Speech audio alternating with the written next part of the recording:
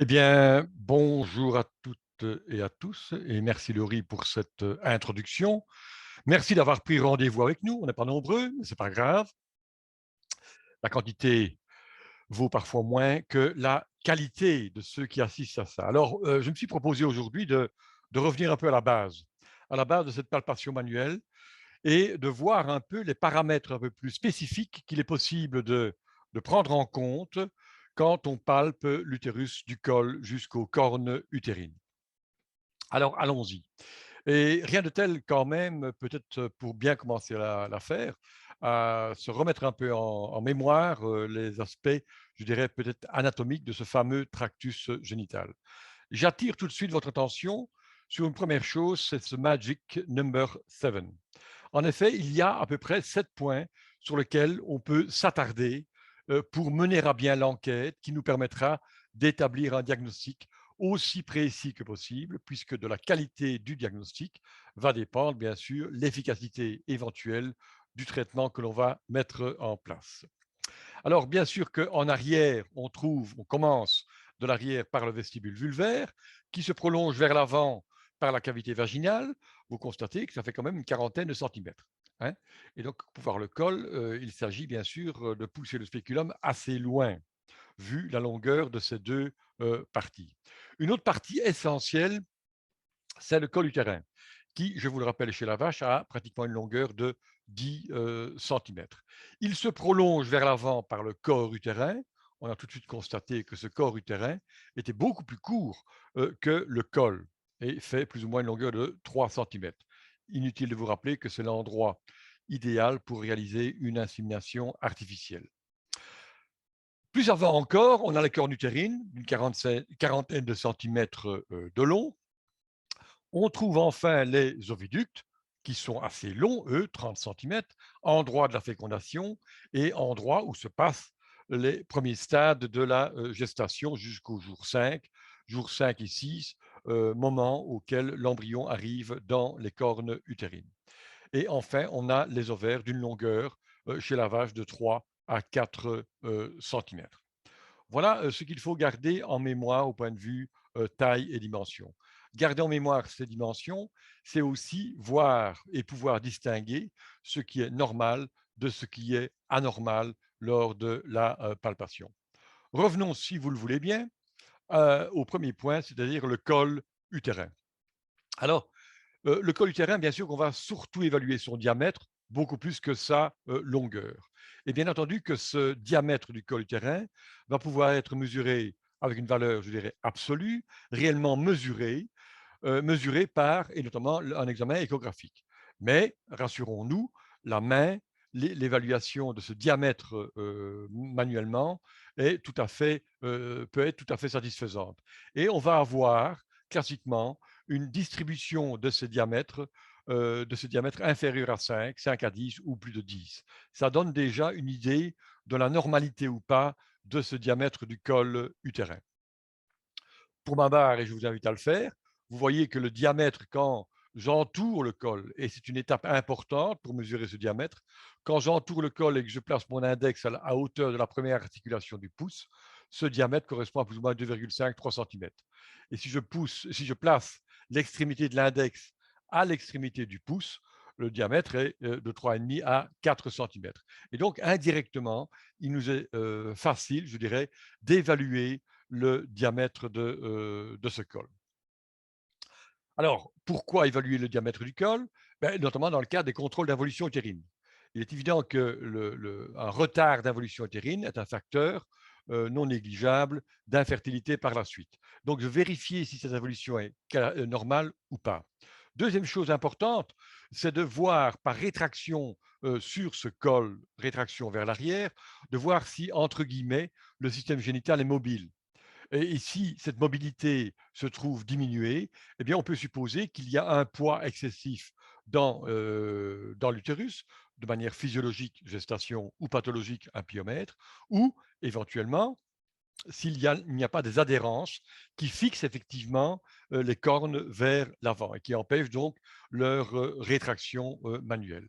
Et enfin, et c'est un aspect non négligeable dans le cadre d'un dépistage indirect des endométrites, c'est que la rétraction postérieure du col permet d'extérioriser des écoulements vaginaux, écoulements qui sont physiologiques ou pathologiques. On a donc trois champs, je dirais, d'application de cette préhension du col, de l'évaluation de son diamètre et de sa mobilisation vers l'arrière. Un aspect important, je crois, c'est de bien repérer aussi, lors de la palpation, le plancher du bassin et en fait, de voir la position du tractus génital par rapport à ce plancher du bassin et notamment par rapport à son extrémité antérieure. On va y revenir dans un instant. Donc cette localisation semble importante par rapport à une évaluation, par rapport à l'établissement d'un pronostic de fertilité ultérieure. Donc voici trois situations possibles. Dans la première, le col est bien en arrière du bord antérieur du bassin. Dans une seconde situation, le col est pratiquement à hauteur de ce bord antérieur du bassin. Et dans une troisième situation, le col est nettement en avant. On a compris que cette position du col va dépendre de l'état de gestation ou pas, mais va dépendre aussi d'un manque d'involution, va dépendre de l'âge de l'animal, va dépendre de circonstances pathologiques également. Et donc, cette position du col, comme je le disais, va nous permettre déjà, a priori, de poser l'hypothèse, si ce col est trop antérieur, de suspecter une gestation, voire un pyomètre. Ça permettra également d'avoir une idée du stade de gestation et, troisième aspect également, d'identifier la présence d'adhérence aussi. Alors, cette relation avec la fertilité, elle a parfaitement été démontrée dans le cadre de cette étude, qui concernait un nombre relativement conséquent de vaches de race Holstein. Et donc, ces auteurs ont comparé la position du col utérin par rapport au détroit antérieur avec les pourcentages de gestation, je dirais, espérés. Et l'on voit que plus le col se trouve vers l'avant, il s'agit bien entendu d'animaux qui n'étaient forcément pas gestants, qui avaient des âges différents, mais on voit qu'il y a une relation très nette entre la position antéro-postérieure du col, postérieure, médiane et antérieure, et les chances de gestation, qui diminuent bien entendu plus le col se trouve être déplacé vers l'avant. Donc, idée indirecte ici possible d'émettre un pronostic concernant l'avenir reproducteur de l'animal. Voici le troisième point déjà. Troisième point, magic number 7. Troisième point qui consiste à identifier le diamètre, à évaluer le diamètre des cornes utérines par leur préhension, encore une fois, entre l'index et le pouce. Une fois encore, comme pour le col, on va essayer d'établir la valeur absolue de ces cornes ou d'estimer leur diamètre, de les classer à moins de 5, 5 à 10 ou plus de 10 cm. Non seulement on va évaluer les deux cornes, mais on va aussi comparer ce diamètre d'une corne à l'autre.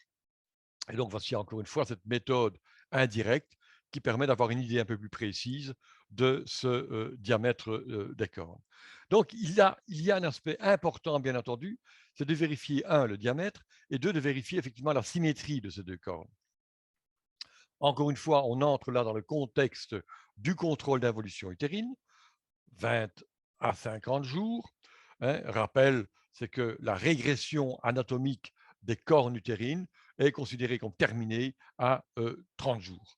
Ce qui ne veut pas dire qu'elles ne peuvent pas être normales avant ce délai. Mais le délai de 30 jours est absolument considéré pour dire qu'il y a un phénomène pathologique de manque d'involution des cornes utérines. La symétrie, bien entendu, va se trouver modifiée en cas de gestation. Donc, un deuxième proposition possible pour identifier cette gestation. Et bien sûr, elle peut se trouver modifiée en cas d'infection utérine. Quatrième point, après la symétrie, et c'est un aspect extrêmement important, me semble-t-il, auquel on porte trop peu d'attention, c'est d'évaluer la consistance effectivement des carones. Et classiquement, on distingue une consistance flasque, ferme ou tonique. La comparaison, elle est classique, mais je me permets de la rappeler. Une consistance flasque, c'est celle qu'on peut éprouver quand on palpe une saucisse fraîche. Ferme, si on l'a cuite. Et tonique, si effectivement on l'a congelée. On peut établir, bien sûr, et pour plaisanter, une comparaison avec d'autres organes. Je vous laisse le choix.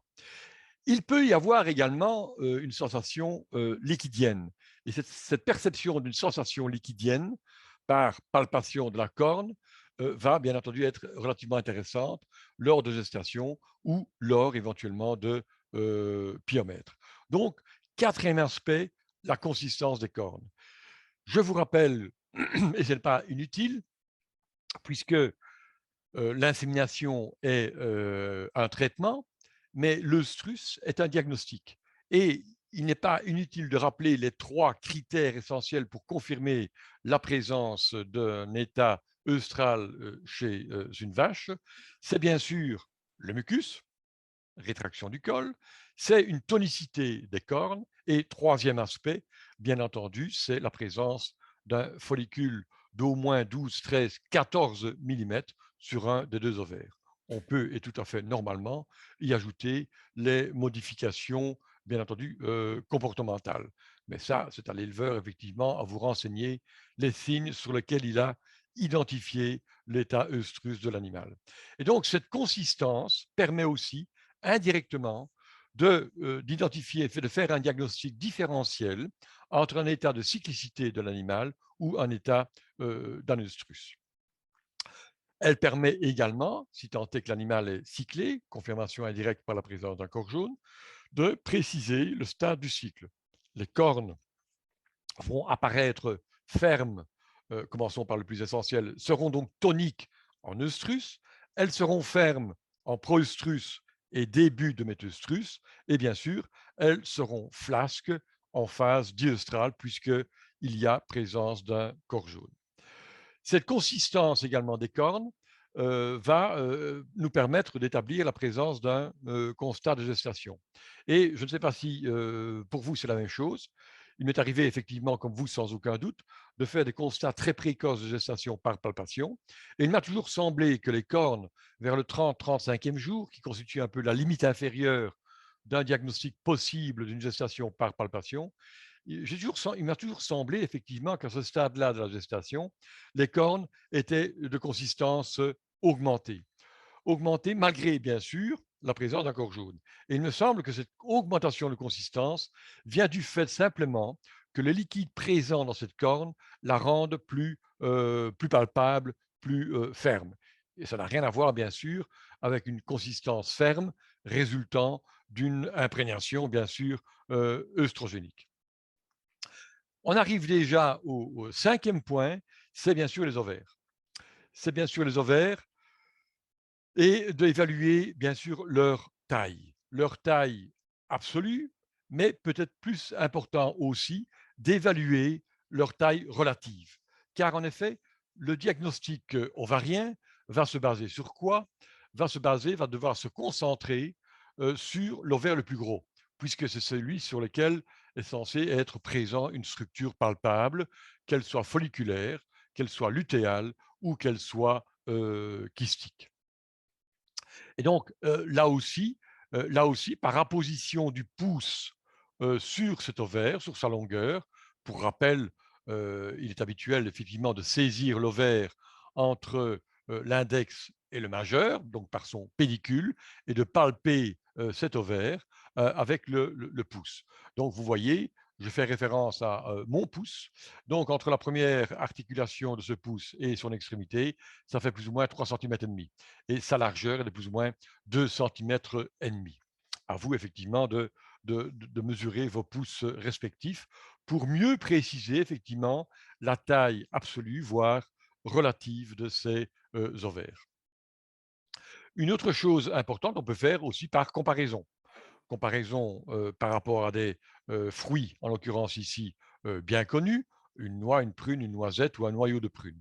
Et voici les tailles respectives de ces différentes structures. Voilà. Important donc, je le disais, mais je le répète, de se concentrer sur l'ovaire le plus gros, puisque c'est censé celui qui va présenter la structure fonctionnelle ou pathologique.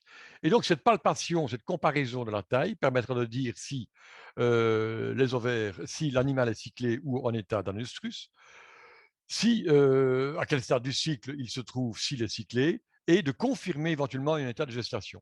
N'oublions pas qu'une confirmation du stade de gestation, c'est bien sûr l'identification d'un corps jaune. Il ne peut pas y avoir de gestation sans présence effectivement d'un corps jaune.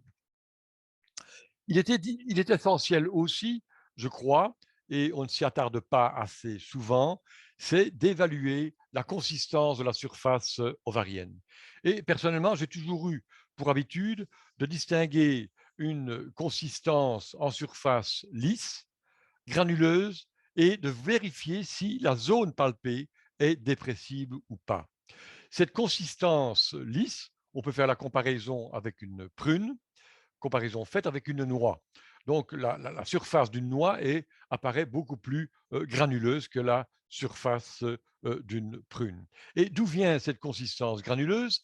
C'est que tout simplement, en surface de l'ovaire, se trouvent présents des petits follicules en croissance. On les voit sur cet ovaire gauche, par transparence on les voit, et donc cet ovaire, vraisemblablement à sa palpation, va apparaître granuleux. Simplement, c'est qu'il y a donc ces petits follicules en croissance. Ces follicules en croissance ne sont pas présents dans certains types d'anestrus. Et là, vous le savez, on distingue un anestrus de type 1, voire de type 2.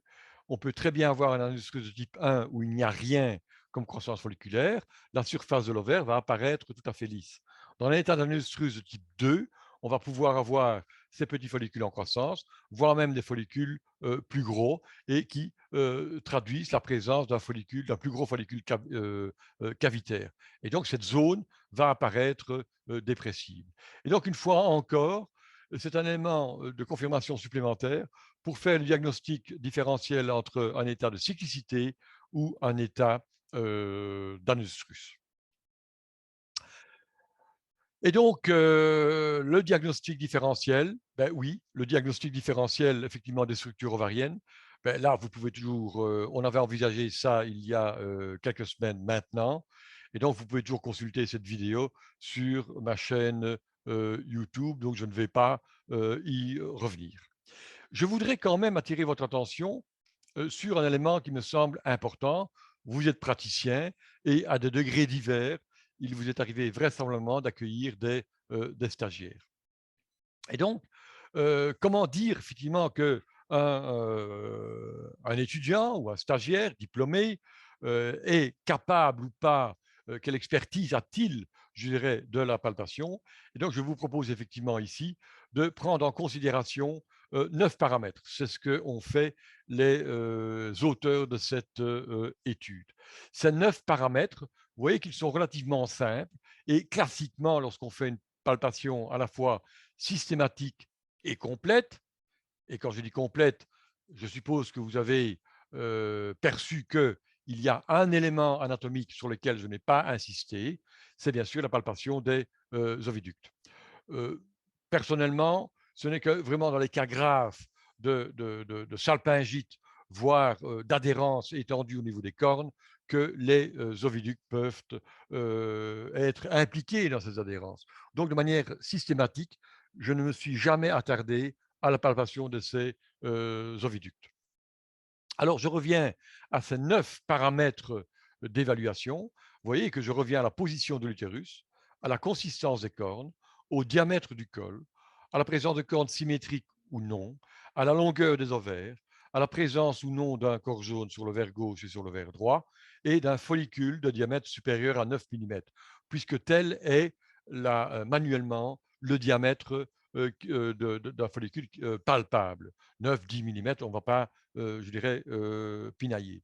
Et vous voyez que, une fois la palpation réalisée par le stagiaire, et on l'attribuera un point par s'il y a correspondance entre ce qu'il vous dit et ce que vous avez palpé, et donc on totalise les points à la fin de l'exercice. Et s'il a obtenu 0 ou 1 point, il n'a vraiment aucune expérience. Et à l'inverse, s'il en a obtenu 8 ou 9, on peut estimer effectivement qu'il est compétent dans la palpation de ce tractus génital. Ça me semblait intéressant, c'est un moyen relativement simple d'objectiver en quelque sorte l'expertise effectivement d'un stagiaire. Et vous voyez que dans les écoles ou facultés vétérinaires, tout un chacun a essayé de développer des outils qui pouvaient familiariser les étudiants à la palpation. Ici, par exemple, c'est ce qu'ils ont appelé une boîte à palpation, dans laquelle ils ont mis différentes structures et il était demandé aux étudiants d'en évaluer le diamètre, voire la longueur. Donc, les étudiants procédaient bien sûr par en aveugle. D'autres ont mis au point ce qu'on appelle des vet simulators, des haptic cow, système beaucoup plus complexe puisqu'il a recours à un ordinateur. Le bovine breeder est un autre système. La vache Betsy a eu ses heures de gloire. Et nous-mêmes, nous avons pendant des années utilisé ce que j'ai appelé des tables à palpation que j'avais fait construire. Et donc, vous voyez que l'étudiant ici, on mettait les tractus génitaux de l'autre côté de la paroi qui masquait bien sûr l'étudiant, et il devait effectivement passer en revue les différentes parties de ce tractus génital sans le voir et estimer ses tailles, les structures présentes. Ça présentait le gros avantage, bien entendu, c'est qu'une fois l'exercice réalisé, ben, il pouvait aller vérifier des visous ce qu'il avait palpé. Et nous avions également ajouté différents systèmes tubulaires de diamètre différents et ça les obligeait effectivement à estimer, à s'entraîner à l'estimation du diamètre du col. Tout ça est bien intéressant, tout ça a un coût et un coût parfois fort différent. Et bien entendu, il n'y a rien de tel, bien sûr, que les vraies vaches. Pour autant, bien entendu, que ces palpations faites par les étudiants puissent être contrôlées par quelqu'un de plus expérimenté qu'eux. Voilà, un rapide tour, mais je suis à l'écoute, bien entendu, de toutes vos questions. Voilà, merci beaucoup, professeur Hansen. Alors, merci, bonjour et merci à tous ceux qui nous ont rejoints durant la présentation. Donc ici, je n'ai pas de questions. Enfin, il y a pas, je ne vois personne qui a noté une question. Donc, est-ce que quelqu'un aurait une question à poser? Donc ici, posez-la, vous pouvez la poser au professeur Hansen si vous avez une question. Pas tous en même temps, hein. Pas de questions? Est-ce Alors, que c'est bon pour tout le monde alors? moi, j'en avais une. Oui. J'en avais une. Quel est le point parmi les 7 que j'ai évoqués? Est-ce que vous auriez un de ces 7 points que vous auriez tendance à négliger, auquel vous ne faites pas assez attention, selon vous? Si vous n'en avez pas, ben c'est que vous êtes compétent, vous avez atteint le niveau effectivement de compétence. Ou à défaut, quel est l'aspect qui vous semble le plus difficile, je dirais, à objectiver? Vous pouvez répondre par écrit ou remettre votre micro, réactiver votre micro. Voilà. Non. Pas de réponse par rapport à ça. Vous êtes sûr que vos micros marchent? Bon. Pas de réaction. À la taille de l'ovaire. Oui, Le docteur Hénard nous dit la taille de l'ovaire. oui, Qui est plus difficile alors, je suppose. ouais. Sans doute, oui, c'est vrai que, bon, quel est l'intérêt majeur de la taille de l'ovaire? Ben, vous comprenez bien que plus l'ovaire est petit, plus le risque d'un œstrus pathologique est réel. Mais on peut être parfois extrêmement surpris de voir le côté extrêmement asymétrique des ovaires. On peut parfaitement avoir un ovaire de taille normale porteur d'un corps jaune et de l'autre avoir un ovaire effectivement extrêmement petit qui lui serait carrément en état d'anestrus de type 1 comme je les appelle. OK. Le docteur Denis nous dit l'estimation d'une gestation manuelle à 5-6 mois. Les critères, la démarche. Oui, Vous répondez à c'est la première question alors? oui. Donc, comment, en mon avis, la période, et il est bien, Denis, de poser cette question parce que le stade 5-6 mois est, me semble-t-il, le moment le plus délicat. Le plus délicat. Et encore une fois, si on ne systématise pas la palpation du col et des cornes, et de leur bifurcation notamment, on peut parfaitement passer à côté. Et donc, pourquoi? Parce que à 5-6 mois, compte tenu du poids de l'utérus, l'utérus est particulièrement déclive. Et l'accès, je dirais, à ces structures internes, les liquides allantoïdiens et amniotiques, voire le fœtus, n'est pas systématiquement, je dirais, possible. Tout dépend bien sûr du gabarit de l'animal, mais une Holstein pluripare, ce n'est pas toujours simple, effectivement, que d'y aller. Et donc, il m'est arrivé effectivement de douter, mais 5-6 mois, on a là un autre intérêt, c'est d'aller effectivement palper le tril. Donc, on peut parfaitement, et sur seule base de la palpation du tril, confirmer un état de gestation. Et ça nous invite effectivement à aller plus loin pour essayer effectivement d'objectiver la position de l'utérus. Deuxième remarque, 5-6 mois, et je caricature et je simplifie, c'est que tout se passe à 5-6 mois comme si le volume, entre guillemets bien sûr, hein, le volume liquidien et le volume des solides, en savoir le fœtus, est pratiquement équivalent. Si vous comparez une situation à 5-6 mois avec une situation à 2-3 voire 4 mois, 2-3-4 mois, vous avez toute proportion gardée, bien plus de liquide que de solide. Et si vous vous trouvez dans une période qui est de 7, 8, voire 9 mois, vous avez bien plus de solide, vu le développement fœtal, que de liquide. Est-ce que, confrère, j'ai un peu répondu à votre question? Merci. Voilà, oui. J'ai une petite remarque, donc du docteur Sissaoui, pardon. Oui. Donc, lors de la palpation rectale, parfois la taille de l'ovaire est tellement petite qu'il n'est pas palpable malgré, en suivant la corne, comme s'il est caché. À quoi ça revient cet infantilisme ovarien malgré un BCS supérieur de 3,5? Oui, bonne question. C'est une situation, je dirais, un peu paradoxale. Mais vous comprenez bien que il peut s'écouler un certain temps, je dirais, entre la récupération d'un état corporel normal. Et qu'est-ce qu'un état corporel normal, d'une manière générale, supérieur à 2,5? Ça veut dire 3, 3,5. Hein, on n'ira pas plus loin. 3, 3,5. Et donc, il s'écoule un certain temps entre la récupération et la mise en route, en quelque sorte, de cet ovaire. S'il n'y en a qu'un, bon, et que l'autre est normal, ça ne porte pas conséquence. Mais si les deux, effectivement, sont de taille réduite et complètement lisses, il peut s'agir effectivement d'un anustrus profond, voire de ce qu'on appelle un tractus génital, je dirais, comme vous le dites, infantile. On parlait à l'époque, et notamment en blanc-bleu, pour en avoir palpé pas mal de ces génisses blanc-bleu, on parlait d'hypoplasie, je dirais, d'hypoplasie ovarienne. Oui. Ok. Est-ce que ça a répondu à votre question, docteur Sissaoui? Ok, super.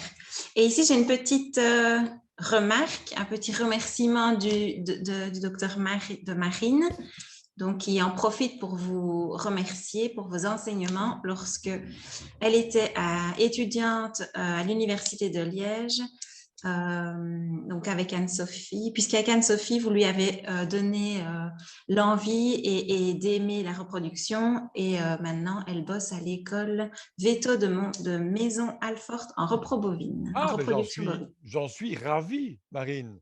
J'en suis ravi. Et donc, voilà, on ne sait pas toujours ce que les effets de nos enseignements. Mais ils ont toujours été dispensés avec passion. Et moi, je suis ravi de voir que cette passion est contagieuse. Alors, aux uns et aux autres, parce que vous avez peut-être envie, effectivement, de revoir cette vidéo. Je ne sais pas si tout le monde connaît déjà, j'ai créé il y a un an et demi, une chaîne YouTube. Donc, vous allez sur YouTube, vous tapez mon prénom et mon nom, et vous pourrez retrouver à peu près une trentaine de vidéos que j'ai élaborées pour compléter effectivement vos formations. Donc, voilà ce que je vais dire. Et donc, vous connaissez peut-être ou pas ma page Facebook. Moi, je continue à partager des aspects plus ou moins pratiques qui sont censés intéresser les praticiens intéressés, bien entendu, par, voire passionnés, bien entendu, par la reproduction bovine. Eh bien, voilà. Merci. J'ai une dernière petite question, professeur Hansen, donc Oui, du docteur Denis. Petite question concernant la palpation des ovaires. Est-ce trop tard d'inséminer une vache présentant des glaires cervicales, mais dont le follicule a déjà ovulé? oui, oui. Parce que théoriquement, l'ovulation survient en phase œstrale, en fin de phase œstrale. Et donc, si le follicule a volé, c'est qu'on est déjà, je dirais, c'est qu'on est déjà en début de méteustrus. Donc, forcément, elle a déjà ovulé, mais a-t-elle déjà ovulé il y a 10 minutes avant votre arrivée? A-t-elle ovulé il y a 3 heures, 4 heures? Je profite de la question pour rappeler que le délai de l'ovulation, il peut y avoir une relation entre ce délai d'ovulation et la nature de glaire. Si elles sont de nature muqueuse, OK. Si elles sont de nature muco-sanguinolente, il est là vraiment trop tard. Mais aussi que la présence de sang dans le mucus, on a tendance à oublier ce fait-là, n'a aucun rapport avec la possibilité ou non d'une gestation. Est-ce qu'on a répondu à votre question? Voilà, apparemment, c'est bon. Est-ce qu'on a une autre question ou est-ce qu'on clôture ce midi de Rhume Expert par cette question? Voilà, je pense que c'est… De toute façon, s'il y a une question qui vous revient, n'hésitez pas à nous la poser par mail et je la transmettrai au professeur Hansen sans problème. Donc, moi, je vous remercie d'avoir été présent pour cette formation. Je vous rappelle, la prochaine, c'est le 4 novembre, par le Dr Knapp, le rumen symbiose de l'animal, comment fonctionne-t-il? Voilà, un grand merci à vous et je vous souhaite une très belle après-midi et merci au professeur Hansen pour cette présentation.